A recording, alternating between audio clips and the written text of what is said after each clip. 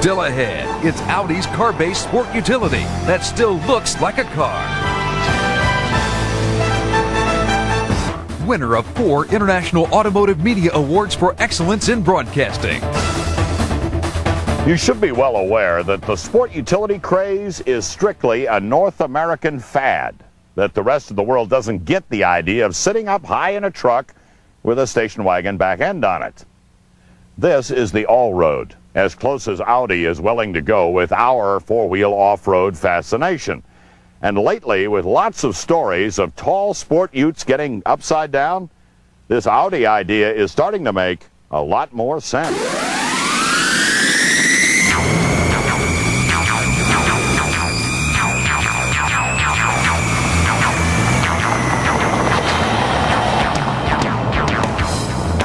In the new age of sport utilities built out of cars, Audi's entry appears to still be the car it started as, the A6 Avant, or mid-size station wagon, to translate the Audi speak jargon. But look a bit at the details and you'll find there are dramatic differences made to produce the Allroad.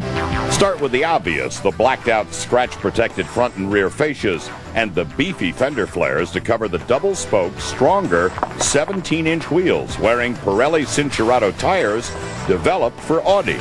Those wheels help set the track out 1.5 inches in front, 1/2 inch in the rear, and already we're picking up stability. Then there are skid plates underneath for all the vitals, including the Audi Quattro all-wheel drive system. But wait, there's more ground clearance, as much as about half the sport utes on the market, with the driver-controlled air springs that can pump you up to 8.2 inches of clearance, only 1/10 short of a Grand Cherokee's clearance. The Allroad is not a Rubicon trail runner, but there's not much you're likely to need to cross on your way to the cabin that you can't get over.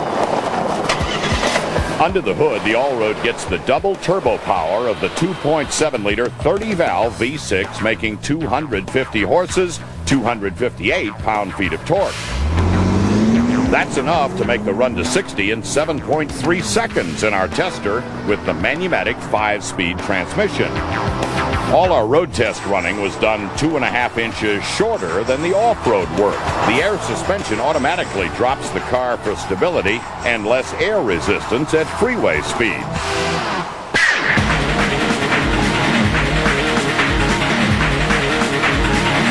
Inside, the Allroad is all leather and burled walnut with the electric conveniences we expect from Audi. Bose premium sound, auto heat and air, trip computer. The heated front buckets are a new design with more bolstering to keep you planted while snaking through corners. Granted, the cargo capacity is not that of a Suburban or an Expedition, but with the seats folded, you do have 73 cubic feet for stuff that needs hauling, and a partition net for your best four-legged friend or for high-stacked stuff you're carrying in back. And all this German finery is available from a base price of $42,000 to our loaded tester's price just under $48,000. Somewhat lower than the price of a Lincoln Navigator or a Cadillac Escalade, with a much lower center of gravity than any truck-based sport utility. Now that we've all learned how important that can be. With Mercedes and BMW building their versions of true sport utilities and even Porsche working on one, there is a tendency to consider the Allroad as a Band-Aid for the U.S. market because it is an A6 wagon modified for dirt duty. But this year, every sport utility driver ought to be thinking about how really important it is to be sitting up high enough to see over a minivan in traffic. If you're shopping for a luxury sport utility just because everyone else is driving a tall truck, you really ought to look at this. These stories, log on to caranddriver.com, the enthusiast automotive resource. Well, I've still got some back roads to cover in the Allroad, but we have come to the last page of this edition of Car and Driver. For all of us, I'm Jim Scout, and thanks for joining us. We'll see you next time.